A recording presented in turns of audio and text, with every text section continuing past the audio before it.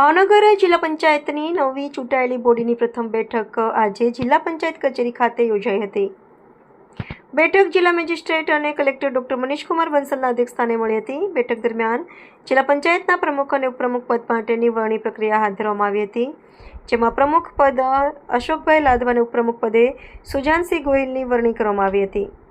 જિલ્લા collector doctor Manishkumar બંસલે નવનિયુક્ત પ્રમુખ અને ઉપપ્રમુખને અભિનંદન પાઠવી શુભેચ્છાઓ આપી હતી. આ પ્રસંગે જિલ્લા વિકાસ અધિકારી હનુલ ચૌધરી સહિત ચૂંટાયેલા સભ્યો, પદાધિકારીઓ અને અધિકારીઓ ઉપસ્થિત રહ્યા હતા.